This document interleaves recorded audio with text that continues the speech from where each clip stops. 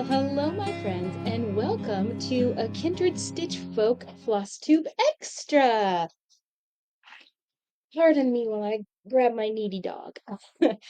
um, I am re-recording this episode because uh, I was cleaning up my computer space because I was running out of space, and I accidentally told it to delete all of my temporary files, which apparently a video is a temporary file. Did not know this. So here we are about 5 days later, and I'm re-recording this one. This Flosstube Extra is all about finishing ideas. Now, I would like you to keep in mind that I have not done any of these. This is Emily brainstorming. The reason why this is coming about is because I love the idea of finishing all the things. What I am struggling with is I don't have a lot of wall space. I have a little bit of wall space. I could probably put up 4 medium-sized pieces or maybe like 8 smalls up on my walls as it stands now. And I wouldn't exchange any of the things that I have on my walls out that I have because all of them have meaningful memories attached to them.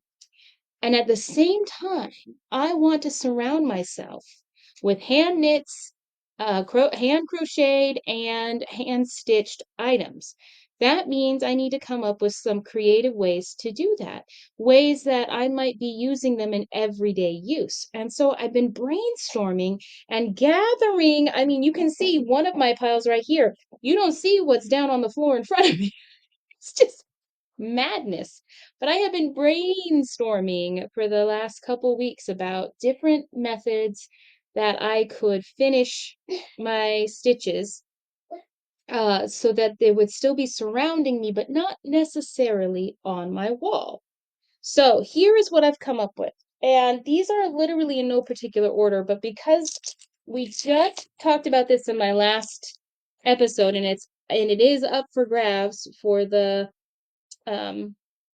giveaway. So go back to my last episode, use the word bird in your comment, and you could be entered to win this.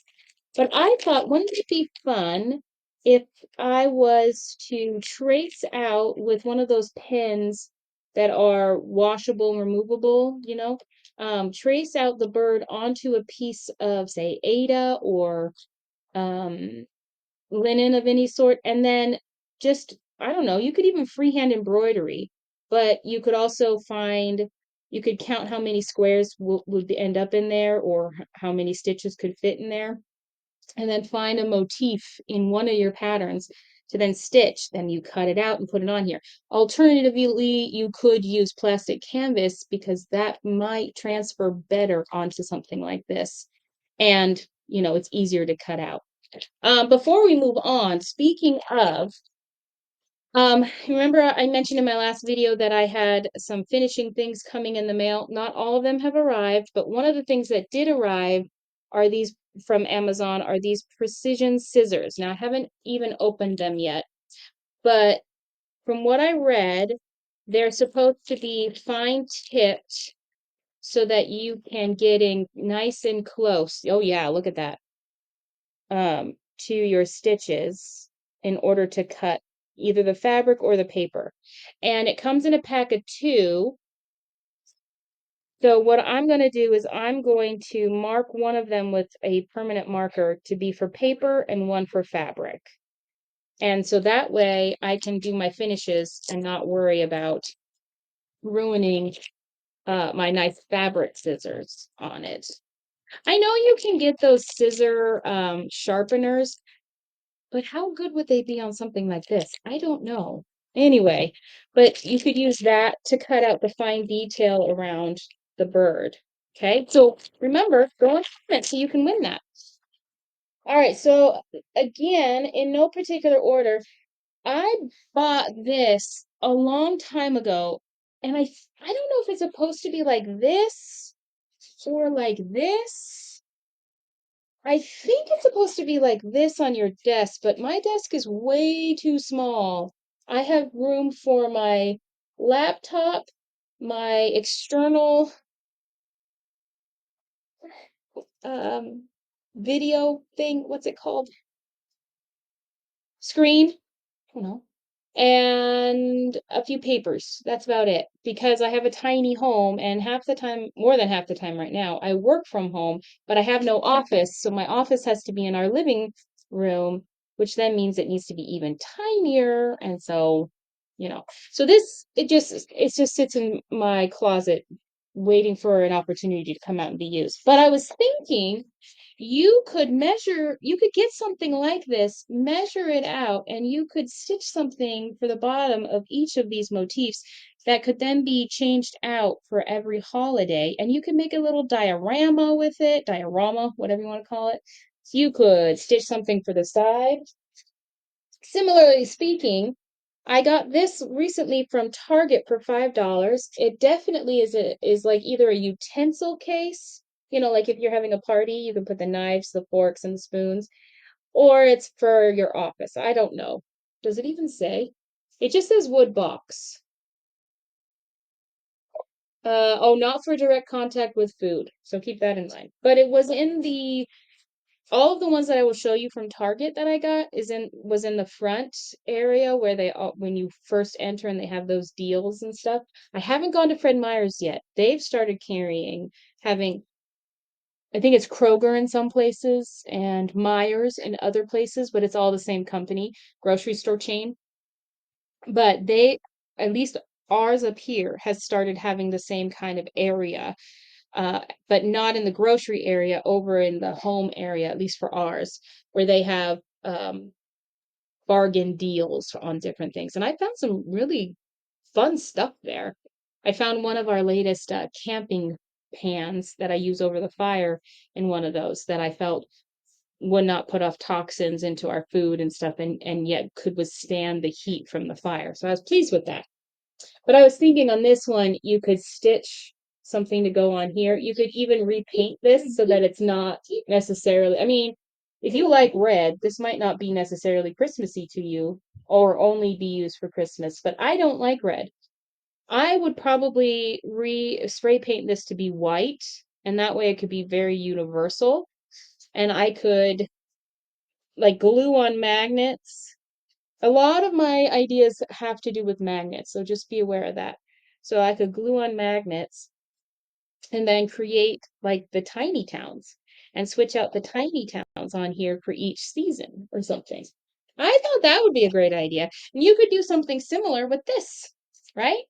I'm not necessarily sure that you would need the magnets for something like this on these, but do you, boo? On all of these, I am assuming you would do a flat finish well, not all of these, but for the majority of these, I was thinking you would do a flat finish, meaning you would cut out your piece. Um, okay, you would have some mounting board.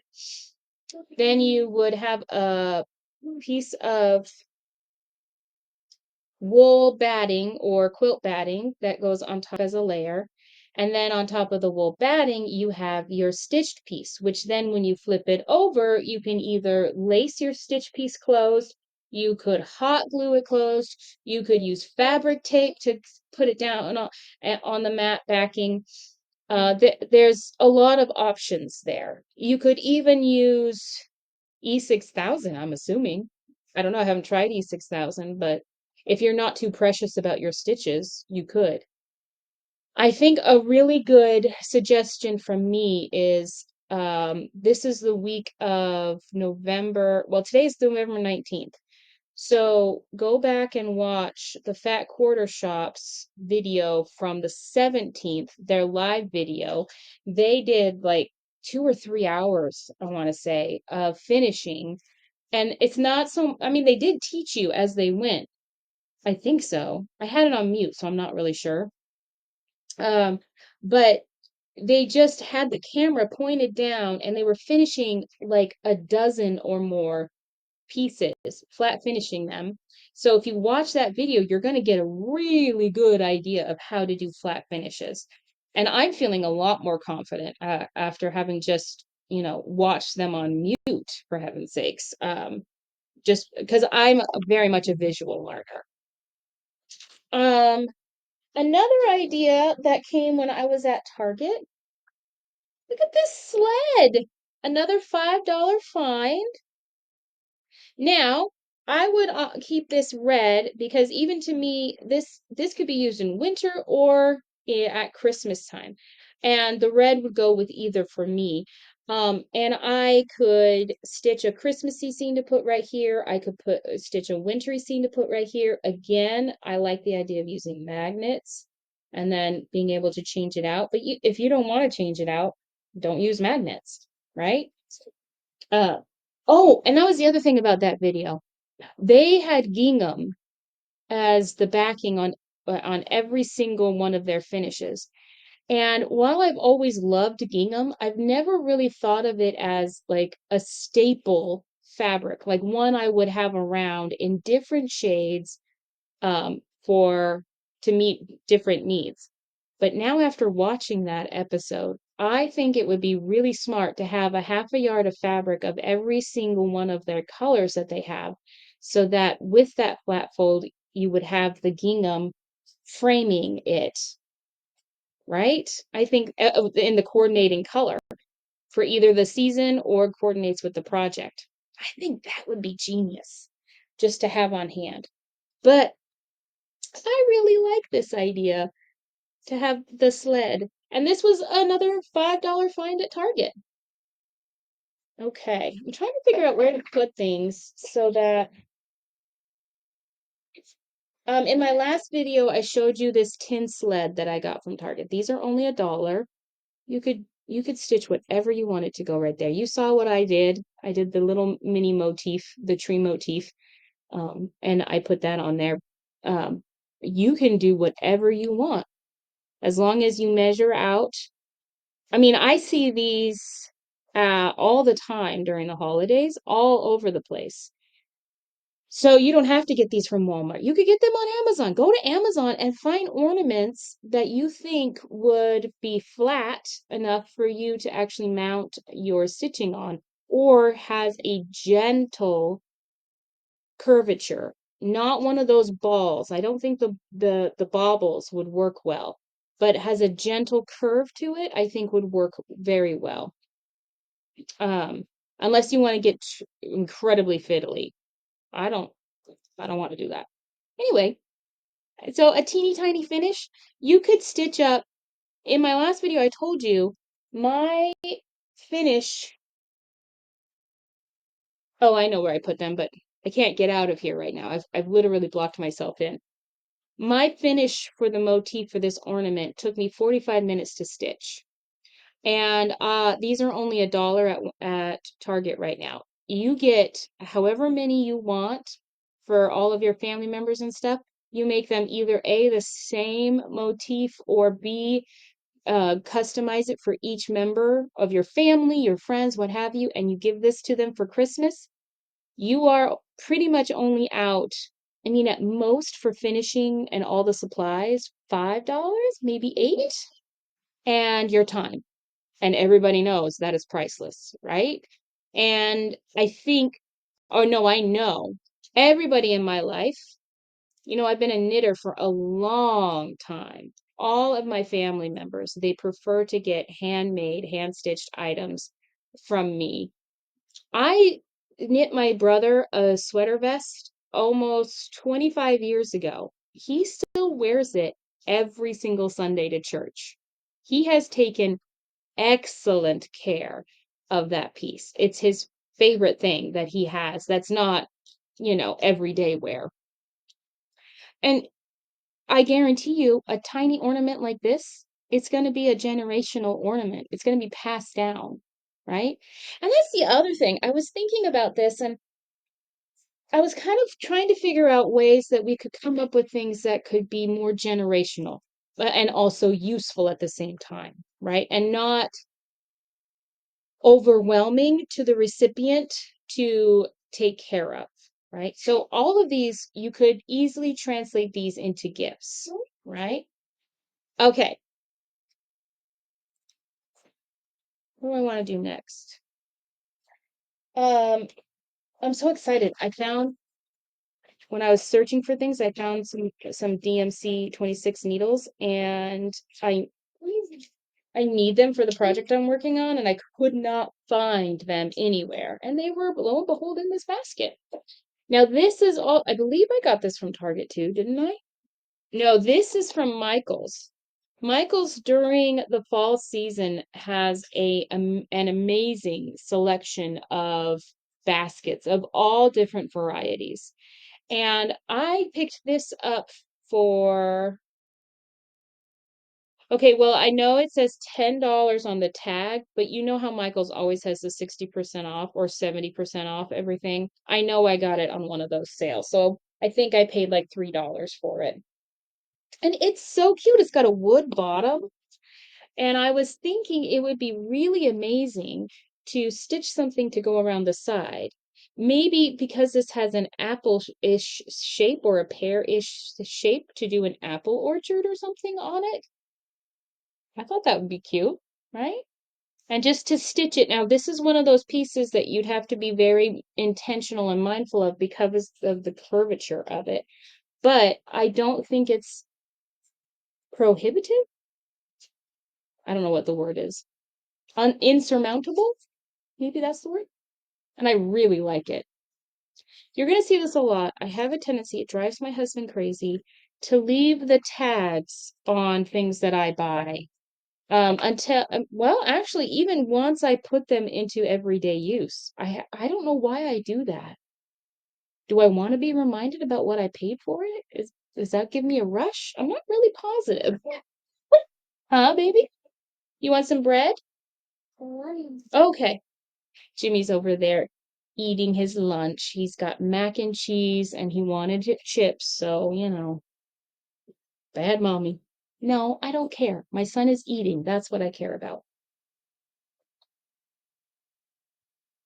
Jimmy seems to have a really fast metabolism, so yeah. All right, so speaking of curvatures, you're going to have to excuse me. I could not, my husband's lampshade on the side of his bed is filthy. The lamp is from his childhood. I've never cleaned the lampshade, and it's pretty filthy. But I was thinking a lampshade would be another really fun way to finish things. And at the same time, I'm kind of wondering about that because the light shining through, either A, would it dim it too much? Or B, when the light shined through, would you then see all the backside finishing stuff? I'm not sure. I don't know. But I mean, it got me thinking, you know? Do you guys really like those lamps from like the Victorian, well, not Victorian, but Edwardian times where they had beads hanging down, all the fringe and everything? I've always wanted to make one of those. Yeah, I just think that would be great. I think it would be fun if you thought of it sort of like a stained glass slash, so like with the iron, is it iron or the soldering that goes in between the stained glass pieces? Is it soldering? I don't know. Um, if you thought of it that way on your stitch, that could work. Or a puzzle, if you thought of it as a puzzle. I don't know. I'm just brainstorming with you. Put your comments below. Tell me, am I cray cray? Or do you think this kind of thing is possible? Or any of these things? All right, so my favorite idea came to me. I'm trying to find a stitch marker really quick. I mean, not needle minder. Let me pause the video and find a needle minder and I'll be back because that's important for my next one. Okay. So my magnets. Oh, here it is. Okay. So on my latest piece that I'm working on for the Jingle Bell Ball, I'm going to take the needle minder off of there. Yeah, baby? Farmer Yumi. Mommy, I want a picture. Yeah? Okay. So needle minders always come with these magnets. By the way, you can get these magnets off of Amazon or at like True Value. I don't know if you guys have things like True Value, or I'm assuming Lowe's and Home Depot of various sizes there. These are super great because anything you have that is of a metal type in your house, such as this tray that I got on clearance, it will stick to, right? Now, here's another example. I got this from Target for $15, $14.99. And this is a hearth to hand with magnolia. So this is good quality. I was really loving it. We use this thing every day in my house. It's usually pretty dirty. I'm surprised it's clean at the moment. But I was thinking one of the things you could do is, now this is a placemat. This is by what's that chef lady's name? Prairie. She's got her own TV show and her own line of stuff at Walmart, and I absolutely love her. Pioneer Woman, I think. Pioneer Woman. So this is a Pioneer Woman placemat. But if you notice, it's beautiful around the edges, but in the middle, it's got nothing. Now, of course, that's where your plate's going to go. But I was also thinking, what if you got something like this and you could either magnet it on, but look, the magnet even sticks on even after I put that on there. It's really strong. You could take one of these trays and make yourself a stitching tray and decorate it with hand stitching. I have this finished wood tray that I got from Michael's. I know it was less than $5. I can't remember how much, but it is unfinished. I'm going to need to spray paint it, or at least sand it down, because there's these little wood chips that are, where's that wood chip? Right here. That's coming off. So this just came off and everything. So it's unfinished, but you could make yourself a stitching tray out of these. And stitching trays aren't very hard to do. I've watched quite a few videos on YouTube about that process. Stitching trays are only as hard as you make them. All of finishing is only as hard as you make them. But even without putting this on here to create yourself a stitching tray, like taking a plain tablecloth placemat, anything like that, and stitching on it, or stitching a piece to then applique onto it, that's another idea. Applique or sew on with a machine, whatever you want to do. And then you have that. Keep in mind also, all of these things, I am not suggesting that you use any hand-dyed fabric of any kind. I'm talking about hand-dyed Aida, hand-dyed linen, hand-dyed, I don't know, Lugana, Jobelin, any of that. I suggest that you use only commercially dyed products, such as Zweigart, from the Ada line, even DMC. And keep in mind that these things, if you want them to be stiff, these cheaper commercially dyed items, I know Zweigart's not stiff, I know, but a lot of the Ada stuff that they sell at Michael's is pretty stiff, is actually quite ideal and hard wearing. So similarly, I highly suggest not using any hand-dyed flosses. For instance, this is a hand-dyed pearl cotton from Sue's Pargo or something like that. This is the peacock colorway.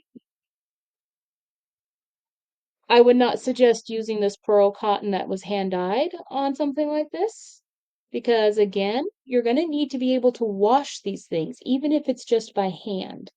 So I would only stick with CRC, DMC, Anchor. I think those are the main ones.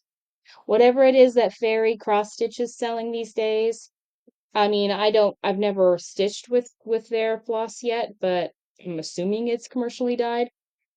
Also, possibly even test out things. See if they bleed when you wash them. The way to do that is to run them under hot water in your sink, put a tiny smidgen, I'm talking less than a drop, of Dove unscented soap onto your hand, wash a strand or two, and then take a paper towel and dry the floss with the paper towel, because the paper towel will show you if it bled at all. If there's any residue other than water on your paper towel, you know that that is not what you want to use for these projects. Why do I know this? I used to hand dye yarn for a living, and I was always very careful to make sure that my yarns never bled. I never once had a complaint. To this day, I've never had anyone tell me that my yarn um, bled when onto their fingers, or after they wash when they were blocking it, or anything. So I was always very careful about that. So thinking along those lines, I'm thinking in cross stitch, we want to work similarly like that. And I've heard from quite a few people on the interwebs that they don't even wash anything that was hand dyed by somebody else. That would never work in my house. Just the mere act of stitching an item, I need to be able to wash it afterwards. So I totally forgot to show this in my last episode, but I just finished my Smalls Exchange, which is a Christmas cow. And I'm going to wash it before I make it into a pillow to send to my partner. And the reason I'm doing a pillow for this instead of one of these other finishes that I've been talking about is because I actually really want to try making a pillow. I've never done that before. And I think that would be really exciting to do. And before I do it on this, I'm taking some scrap fabric that I've gotten from garage sales and things like that and practicing making the pillow on that before I then move on and do it on my actual hand stitched item. So always thinking about like practice runs. How can I do that before I actually commit to using my stitched piece? Okay? But I mean, this has just been laying around in my house since I finished it last week. There's no way in Hades that this doesn't need washing. So I want to buy those hand dyed, and I think I've got a few actually, those hand dyed fabrics. But by and large, that's just not going to work for my household, you know? No, I'm not even talking about Jimmy. I'm talking about me. I'm messy, you know? I was getting into my floss collection last night for another project, and all of my Ziploc bags, or at least half of them, in there were sticky, and I know it was jam from my fingers. So, I mean, I'm just saying. Okay, so hand stitching on something onto tablecloths, or I know you guys have seen those bedspreads that are out there. I actually own one. I own one of those bedspread things that I bought years ago. I never even knew that it was meant for cross stitch. I've kept it all these years, never used it. I thought it was supposed to be for something like applique or something. Where is that? Is that right here? Where did I? Because I had just had it out recently. Let me go grab it because I think you guys would be.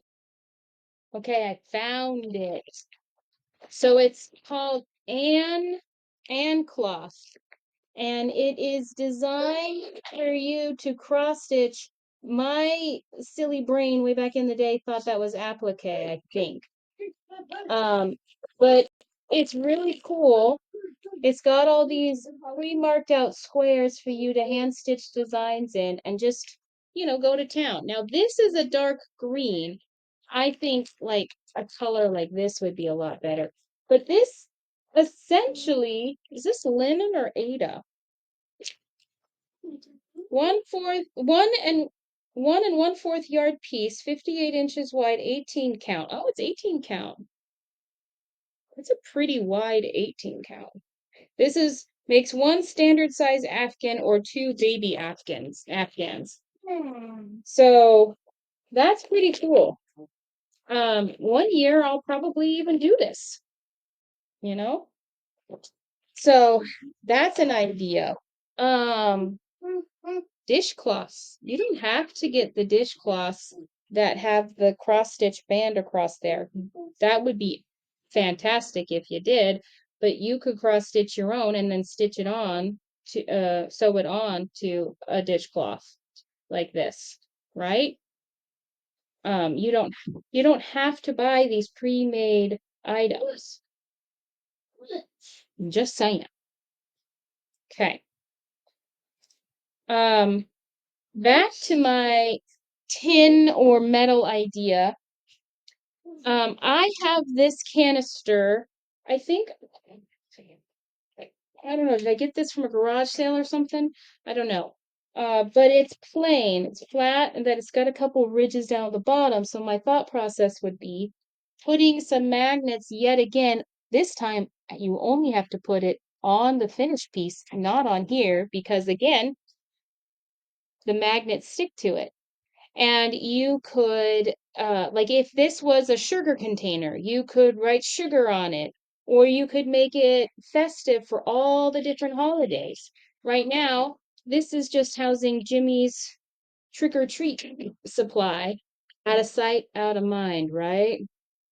And when he has earned a treat, we dig into his stash and he gets a treat. But think about all the stitches that could go on here to brighten this up, make it more beautiful. And again, this is something I would use every day, and I do use it every day. So it's brightening my space with my hand uh, stitched items. And then I can take it off and hand wash it in the sink. Oh, the other thing about hand washing, generally speaking, I only use cold, tap cold to lukewarm. I never go hot when I'm washing my hand knits, let alone my cross stitch stuff. So that's one. Then from Target recently, I got two different tins. They were both in the $5 bin. I got this uh rectangle and this oblong shape, green and red. And I got both of these because they were interesting to me. You know I don't like red, and yet I still got this. By the way, here's my needle minder, sticking right to it. So yet again, I love that this is a flat area that I can put a stitch onto. Then this red one I liked because it had a hinge. I'm a sucker for a hinge, baby. And this green one, I'm not going to open it, but it's just your traditional cookie tin. But again, there's no decoration on it whatsoever. So you can decorate it yourself.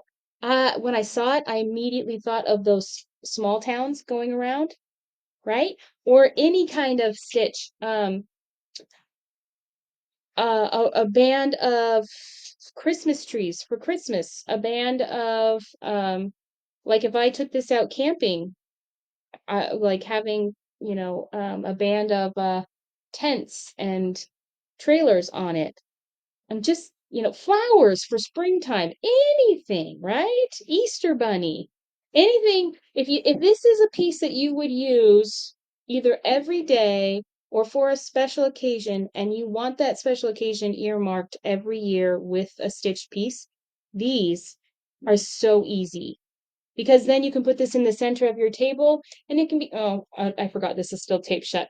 It could be holding all kinds of goodies for your events in it. Napkins, actual things to eat. And again, just so you see, there you go. It stays on. So these, you want more? Okay, so these are great ideas. Okay, pardon me for a moment. My slime. Oh, I know you gotta climb over because mommy's kind of stuck in here, huh? I gotta go get Jimmy some juice. And it's just water, but we call it juice. Makes him feel water. Funny thing. So I got Jimmy his water and he saw his tin that had and he knew what was inside. So what did you pick? What are you eating? Want to show? You want to show? Come here. He's got mac and cheese all over his face. He is eating his Kinder egg. You're my cutie. You're my cutie. And I thought he deserved it because he's been a very good boy Blah, this blah, blah. morning. All right, my darling. Mama needs you to scooch so they can see what I'm going to show them. I love you. Noise here. I see get everyone's noise here. No, they're not here. It's just Mama. Hmm. Okay. All right, excuse me, you're stepping on my stuff. Okay. So Jimmy really wanted to play Office with me, so we did that for a while. I got him down for his nap, so he's now gone. Oh, Husky. So we can move on. I was going to show you, I had to remember what I was about to show you, my favorite acquisition from Target recently. So this right here is also $5, also from the bargain area at the front, but it's a Christmas stocking hanger, right? But it's just a house with a hook on the end. So it's nondescript as far as holidays. This doesn't indicate any holiday or anything.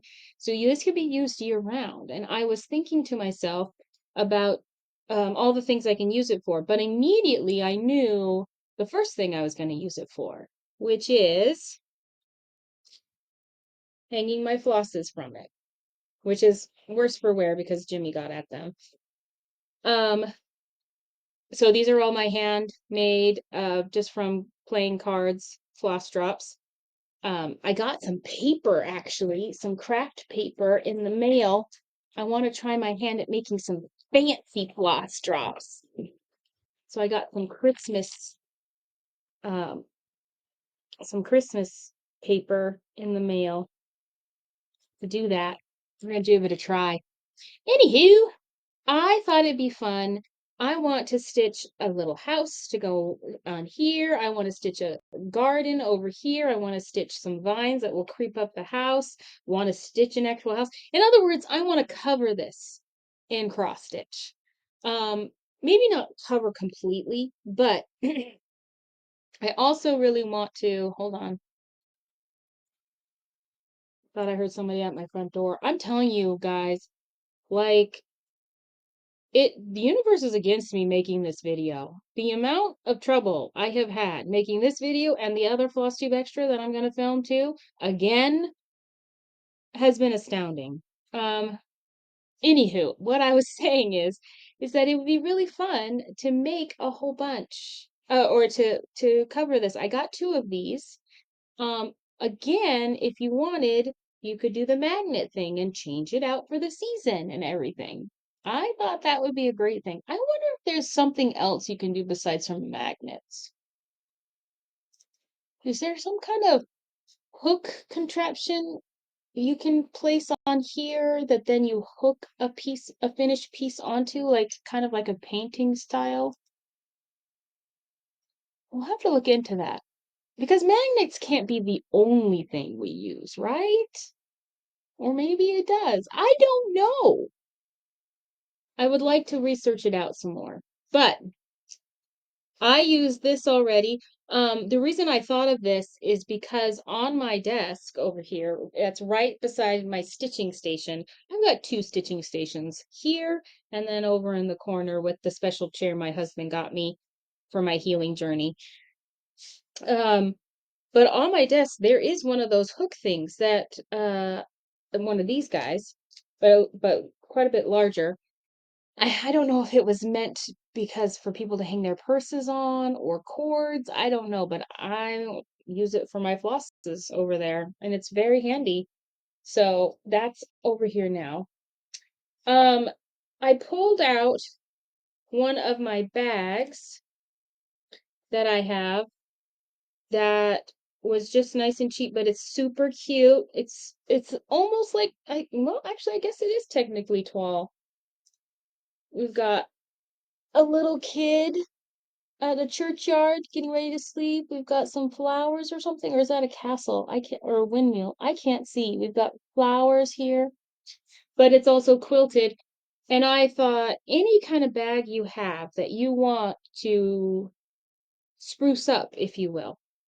I have seen stitchers where they're stitching on an epic sampler, and they will get the image of that sampler screen printed onto a fabric and then make an entire project bag around that sampler. So they like quilt or whatever they do. And I thought, well, I mean, maybe someday I will be that adventurous, but for now, what I could just do is again take a piece that I've cross stitched and whip stitch it onto a bag that I want to spruce up. So that's an idea. Where are we at now? Okay, photo album. So here's a photo album. This is a 3-ring binder. I'm going to be using this. It's got a little pocket at the front. I'm going to be using this for patterns. But again, I could put a stitch piece on the front. I could even stitch on here and put it on here. Patterns or something like that, right? The word. Speaking of books, when I was a little girl, I had I think my older sister made it for me, a quilted, hand-pieced book cover that I used nonstop for eons, at least from my early teens until almost at probably my 30s. I don't know where it is now. The last I saw it was before I moved to Kenai, but I do remember it was pretty tattered, and it was just the perfect size to slip over my paperbacks and stuff, and I loved it. So I was thinking similarly, we could do something, a book cover for that was hand stitched, but then at the same time we have a cross stitch piece in the middle, but you create a book cover to go over your hardbacks, um, your paperbacks. This book here is an awkward size, so I don't know that I would do this one because I don't think the uh the cover that I would create for this book would actually be transferable to other books. I think it would be not, but a regular sized hardback, like any of the ones I've got back here, or a regular sized paperback, making one of those to have, I think would be genius. If I can find a picture of what I'm thinking of for this, I will put it up in the corner because I'm not sure people know exactly what I'm thinking here. Um, I also, this is just one of those unfinished book boxes that you can get from Michael's that is just super cheap. And I painted it, and I plan on putting a stitched piece on the front when the time is right. But I painted it, and this is the part that I'm going to put the stitch piece on. So as you can see, I didn't bother with full coverage here. I did it on all the rest. And I've shown this before on my channel. The last time I showed it, you'll see here, I closed the book before the paint was dry, and so it kind of glued itself shut. So I've got some repairs to do, but still, this would be awesome. And it's got a tiny little magnet at the front to keep things closed, so it won't, generally speaking, easily come open. So that would be a really fun finish. Also from Michael's, they currently have these plastic snow globes that you can make an actual snow globe out of that has water in it and everything. But keep in mind, hello from Liz Matthews. She's doing that snow globe class for Jingle Bell Ball. I'm taking it. And instead of getting jars, I just got these. This was, doesn't say. I think it was $1, maybe $2 from Michael's. I just got 2 of them. But I was actually thinking about going back and getting a couple more so that Jimmy and I could actually make an actual snow globe. I think that would be really fun. I know how to make snow globes because I've never made them like this, but I've made what I termed as mindfulness jars. And what I would do with clients is I would get the glitter glue, and then I would combine that with regular glitter and then a tiny bit of vegetable oil. and then a cup of water, and we would mix all of it together in a small jar, canning jar, seal it up, and then you shake it up. And the whole purpose is just to watch the glitter travel from up to down as you let your mind reset. And anxiety thing. You could do the same thing with an hourglass. You don't have to make a glitter jar. You can do the same thing. I do the same thing I do that exact thing with my clients all the time. I even do it with Jimmy sometimes. I've got a whole collection of hourglasses. Um, okay. Oh, speaking of the bags, take one of your project bags and put a stitch piece on, right? Oh, this is nice and warm from Ted. Teddy was using it as a pillow. He's right there. Let's see here. I'm pretty sure you guys recognize these. This is a trunk style. Does this come from, it's from Ashland. I think, was this only at Joann's or does Michael carry these? I don't know, but there's all different styles of these. These days you can find them at secondhand stores all over the place. I got this one from Goodwill for $4.99, but I'm pretty darn sure this was one of the weekly specials. So I probably got it for either half off or 75% off that. But this right here is holding some of my current kits in it, or in just miscellaneous stuff that I really don't know what to do with at the moment. I mean, it's even got fabric in here, for heaven's sakes. So, um, but again, creating a theme and a motif to put on the top, and again, adhering it to it. In many of the cases like these, you would be looking at, instead of magnets, I think what would be better on this one is just using like E6000 to adhere the mat board portion of it, so the very back, so it technically never touches your stitching, and E6000 this on it on, and then of course you need to put a weight on top of it while it dries. So there's that. And then similarly, in the exact same vein, I know I got this from whichever craft store sold these things at the time. It was either Michael's or Joann's. But I've had this thing for eons. And it's breaking a bit now because my toddler, Jimmy, likes to climb on board on top of it. So it's getting a little loose. It's making me a little nervous because I've had this for so long. I don't want it to break. But it's currently housing a whole bunch of hand knits. And then this is by my front door. So whenever we are going outside, we can just reach inside, grab what we need, and then be cozy and warm outside. So I was thinking I could cross stitch something along the cozy line, like mittens or all like maybe I'll create my own sampler with all kinds of hand knit items and with needles and things like that, and maybe the word Huga on it or cozy or something like that. I I could do that, but I was thinking about that. So live simply. I don't think that applies to me. Okay, we're getting there, my dear friends. We're getting there. So we're down to the last couple. Actually, we're down to the, oh, nope, nope, nope, nope. Okay. Here is a tea caddy that I don't know when I purchased, but it's been around my house for a long time. And recently, while I've actually been healing, all of a sudden I looked at it. It's been completely empty, just sitting on a shelf. Nothing, because we don't drink tea. Well, my husband sometimes, but we don't hold tea in this. So it's just been sitting empty on one of my shelves back here. And all of a sudden I looked at it one day and I realized that I could house a whole bunch of my cross stitch supplies, just completely random things that I need at completely random times, like even fabric chalk. Fabric chalk.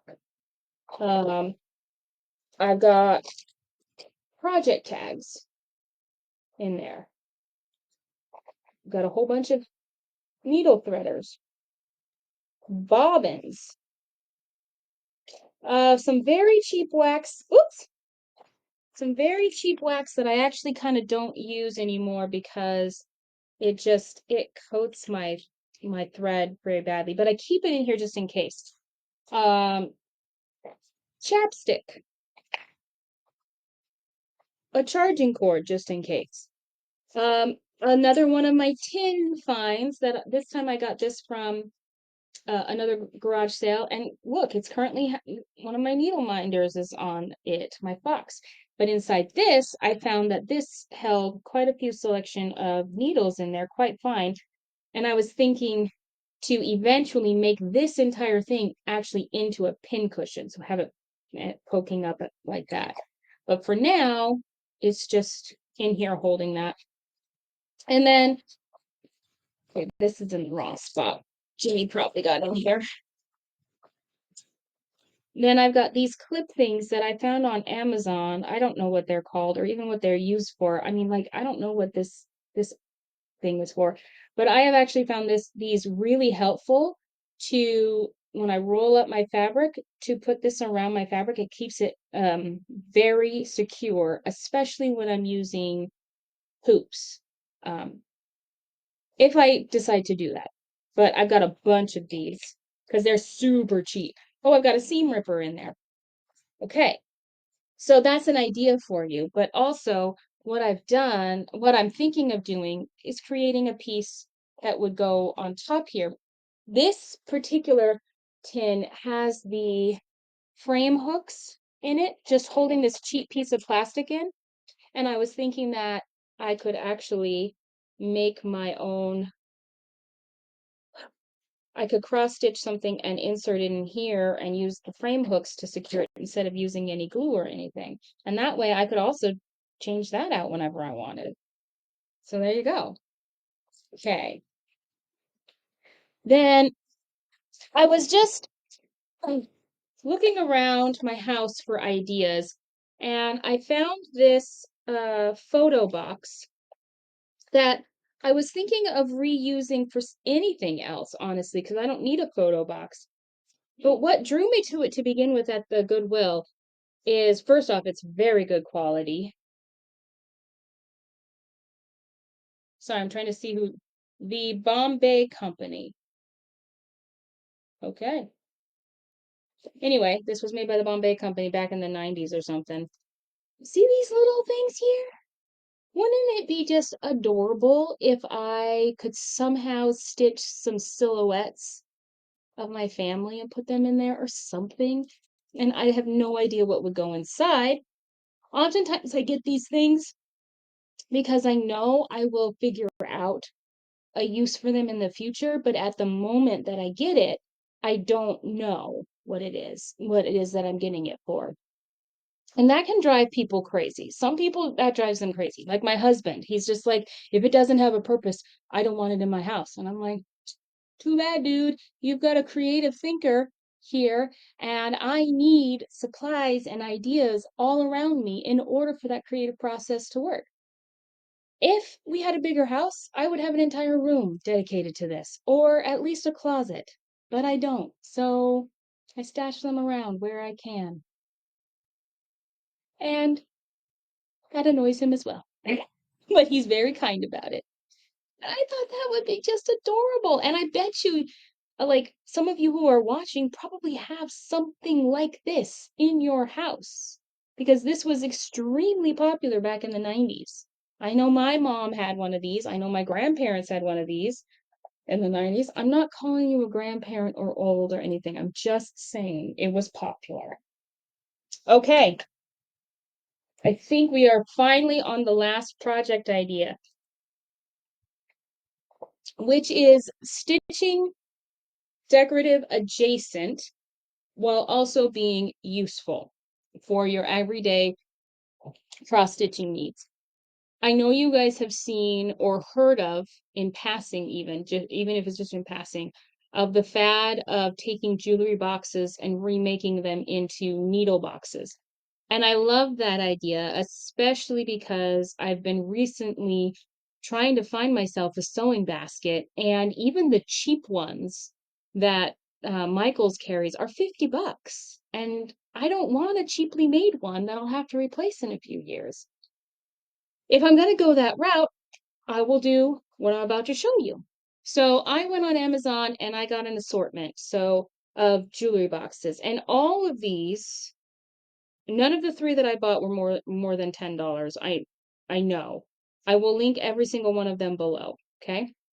This one it's got velvet on it, and it's got my initial on it, and I think this was $3 or $4. And I just ripped out the insides, but I kept the mirror partition. And in here, I just have a quick and easy grab and go. I've got needles, I've got a measuring tape. Oh, I thought I had some chapstick over here, but you could put a seam ripper over here. I took out all of these. I literally did such a quick and dirty job of this. I ripped out everything down below. I'll even show you right now, if I can. Yeah, I can.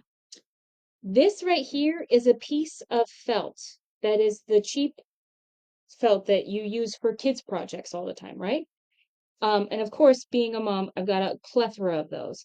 I don't think I can get this piece out, but at the time when I ripped everything apart, I was able to get the bottom out, and I used that as my template to cut out my felt.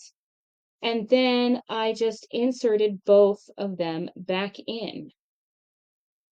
And that's all I did. That's it. They're not even connected at all. And then I took the partitions and I just kept the one and I put it in here, just thinking it would be useful. It goes right back in. And I just started stuffing it full. I didn't take this part out because what I liked is this little separation. So you have a secret hidey hole, and I've got my scissors back here. That's literally all I did. I think this took me like 10 minutes at most. And it had a needle threader in it. But I could stuff this quite a lot more with things. I'm just saying. And I could beautify it a whole lot more.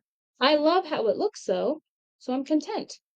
On the flip side, I did buy a slightly larger one that is also, I'm assuming, velvet, or fake velvet, with no initials or any decoration on it. And on this piece, I've seen these kinds. Mainly I've seen people with the ones that are even a little bit longer or deeper. Can't remember which it is. I know this is smaller than the size, though, that many of them use. But I personally was thinking about portability when I was looking at these. I've seen a lot of people stitch something and whip stitch it onto the top of these. But see, this is how it looks when it comes. And you just literally, I'll even do it right now. Look, I just took one of them out. I'll even rip out here, I'll put these back for just a minute. Watch how easy it is to rip this ring holder or earring holder thing out. Literally, you just dig your finger in, get a hold of it, and start ripping. Look, that was done. So, oh, that's interesting. This one has an interesting bottom. That would be interesting to figure out what to do with it, but still, I know I can do it. This came out with the side thing. Now, if you want to keep the side thing, just rip it off. Yes, there's some residue on there, but I found that I could easily get that off with a razor, just a little bit of time. And if you're going to be one of those detail-oriented people that a lot of the people who make these projects are, you're going to be covering this up with ribbon or whatever anyway. So, I mean, you can deconstruct all of this. I've seen other stitchers where they actually take out this partition part, but honestly speaking, I want it in because I'm thinking to myself, I can make this into or I can even stitch something to put there. And then I love this back here. These hold so much. So there's that. Then, while I was looking on Amazon, I came across the folded ones. And I thought to myself, could that somehow be made into a needle case of some sort? So here's how they come, and I'm still contemplating this. I don't think I would take apart anything on the inside here, but I love how it's got pockets everywhere. So this is the inside button area. We've got another pocket here. We've got this earring holder here, which I would use for needles. We've got a pocket behind it. Is that right? No. There's this thing here, which I believe is for rings. What could we use that for?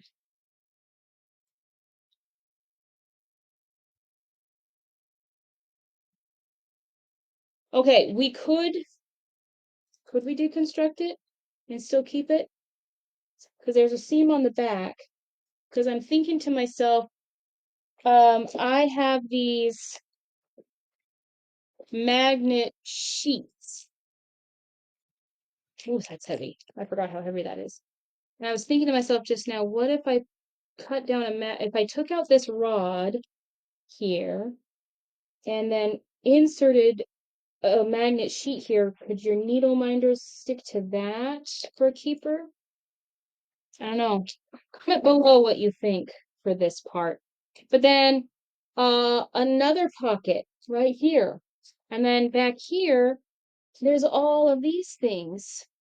You could put, um, seam rippers, all kinds of stuff back here. So I thought this would be really fun to try out. And of course, since this is the theme, I could put a stitchy thing on all over this, honestly. Right? I know this one was really cheap. So because this one's really cheap and I'd be worried about the closure coming undone, I would probably make a cord that would wrap around just as extra security to keep that closed. And finally, on that topic, when I was at Target with all of my, hey, what can I find at Target on the bargain bin for finishing? These tiny little suitcases. This one is an actual suitcase. I think this says to the North Pole, property of the North Pole, and this one is a gingerbread house. Everything I just mentioned. Okay, so this was $5. It's got 2 tags on it. You'd think I would have taken off at least one, but no. But you just open it up, and it's already ready for you to make into your very own needle case. No deconstruction necessary. And for me, I would keep the gingerbread house just like this. I wouldn't even do anything to the outside, and I would use it all year round because my big thing for the holidays is gingerbread houses. I don't know why, it's just always been like that. It's like that. This one, on the other hand, I would redecorate on the front and more than likely put another hand stitched piece there.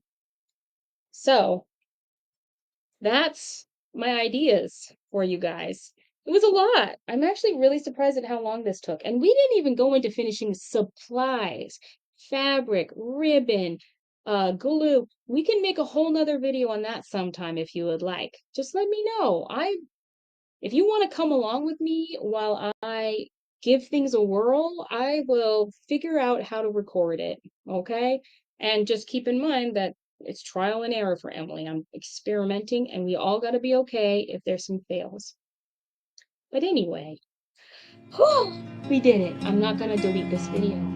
This video is going to stay on my computer until this gets published. But thank you for joining me, my friends. And remember to stitch what you love and love what you stitch. Ta-ta for now.